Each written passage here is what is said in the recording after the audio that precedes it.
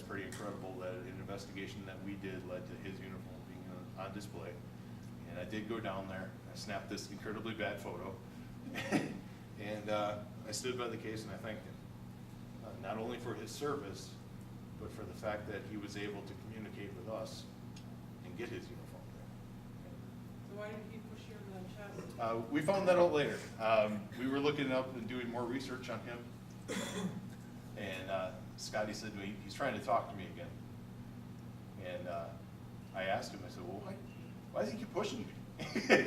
And he said, the first one is because you didn't follow through on what you did. He said the second one was like a chest bump. Like he was happy. He was like, way to go. So me and Edgar are cool now. The importance of being thorough. A lot of teams, they'll get a sound or an audio on their recorder, and that's it. You know, they just go ahead and they say, well, this is an EVP. Well, the way we do it and the way a lot of my friends in the field do it is we have usually about 6 stationary recorders out, and we go through and we timestamp them all, and that way when we have to go back through and cross-reference, we can find that exact moment. This case was a 2-story home, and there was not much distance between the recorders. It was one level and around a corner, and here's the difference.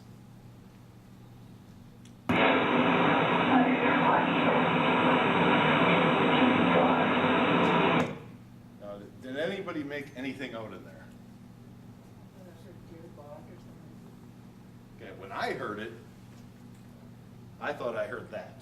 Hide your, I couldn't make out a word, and your daughter. Which freaked me out, because how am I going to tell these people that we have this? I'll play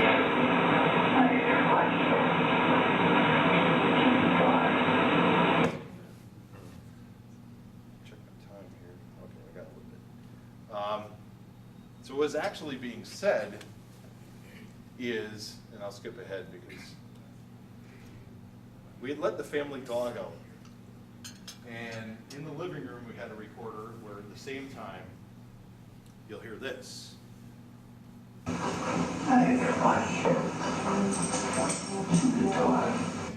Hi there, buddy, you're a good dog, was what it was actually saying. If I had taken that first audio clip from upstairs in the bedroom, I would have done far more harm than good, because I would have brought this to the client and said, this is what we have. I don't know why they, but we cross-referenced, and that 25 to 30 feet made that difference. And it's just, go ahead. What kind of recorder? We have a variety. We have RCA, Olympus. I can't tell you exactly which recorder we were using at the time. We have something. But handhelds. Handhelds, yeah. So that distance and around one wall distorted that enough to make it sound like something that it wasn't. And I did take this to the client and I said, thank God we cross-referenced, because I did not want to come to you with something like this.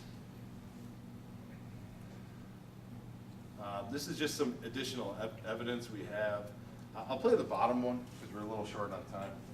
I was not at this investigation. There were 3 women, Amy, my fiance, Cassie, and Sharon. They were doing this investigation. It was at the end of the night, and they were turning the lights on. Now you'll hear Amy, and she'll say, ow, like whisper. Then you're going to hear a man's voice that should not be there. Light.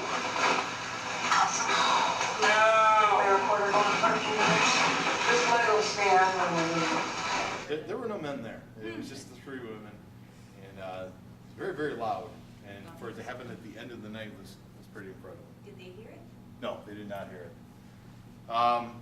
I talked a little bit earlier in my presentation about Murray, and for those of you that are wondering who Murray is, that's Murray. That right there is my best friend. There will never be a human on this earth that means more to me than he does, and that includes my fiance. They're even. And the reason for that is, back when I was having that real difficult period, a lot of depression, there was a night where I was very, very close to doing something stupid. And a little bit of history on Murray. I got him when he was 6 months old from a shelter. And when I got him, when I went to see him for the first time, they told me he doesn't like men. We rescued him from a home. He was being beaten. And honestly, to this day, you can see the space, the gap with his tail. Somebody tried to rip his tail off. When he wags his tail, it goes up and down instead of side to side. But he's got such a big heart. I really am proud of him for how far he's come. He shouldn't like people, but he loves everybody. When I went to see him, they said he's not going to come to you because you're a man, so don't be discouraged by that. They let him out of the kennel, and he went the wrong way, because that's Murray. But when they turned him around and he saw me sitting on one knee and calling for him, he didn't walk towards me. He ran and jumped into my arms, and he's licking my face. And I looked up at the guy and I said, "I'm taking him home. I don't care what you say. I'm taking him home." That night when I was thinking about doing something really dumb, we're all adults here, so I can tell you, I had a knife. I'm in the bathroom, and I'm crying my eyes out, and I feel something on my arm. And I look down, and it's Murray, and he's looking up at me with his sad puppy dog eyes. And at that moment, I realized he needs me just as much as I need him. And I couldn't do that to him. And I called my mom, and I told her what happened. And I said, "I don't need you to yell at me. I just need you to listen." And I told her, I said, "It's not because of you, it's not because of my friends, it's because of this little dog that I'm here." And it's the truth. I love him to death. Thursday night, I got on my computer and I Skyped with my dog. Amy was Skyping with me, and she put a chair up, and he sat on the chair, he sat there and listened to every word I said, and his head was going back and forth. So I'm looking forward to seeing him tomorrow night. And that brings me to this. Sharon had talked about this a little bit in the opening ceremony. Recently I started Potographs for Pooches. And what it is we pick a shelter in the city that we do presentations in, and we sell posters for $10, and all of the money goes to the shelter that we pick. And in Winnipeg, we have picked Darcy's. And it's just something that I started this because Murray is now 7 years old. And the harsh reality of the fact that someday he's not going to be around is starting to set in. And I wanted something that I could look back and say, this is his legacy. And this is what I came up with. $10 for every poster goes to the shelter. And in turn, we ask those shelters to surprise a family and pay for some of their adoption fees. And then after that, we ask them to like the Facebook page, Potographs for Pooches.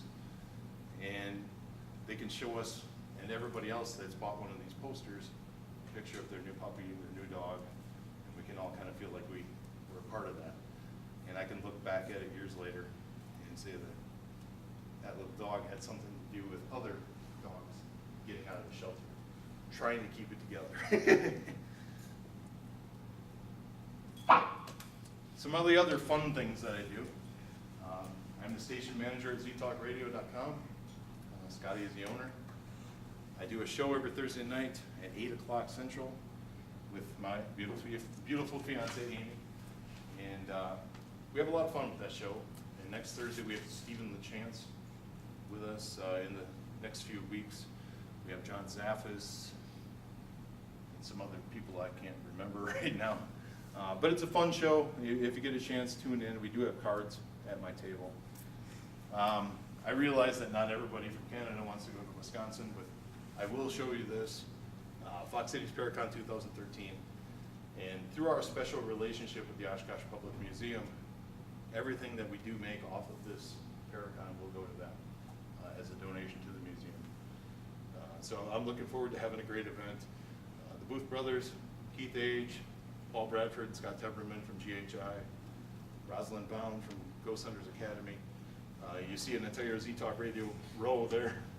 Then Scott Grunwald, the Resmans, and Dale Kazmarek. The great thing about this field for me and the friendships that I have formed is that I am so fortunate that I can just call these people and they say yes. I didn't have to haggle with them. I didn't have to beg.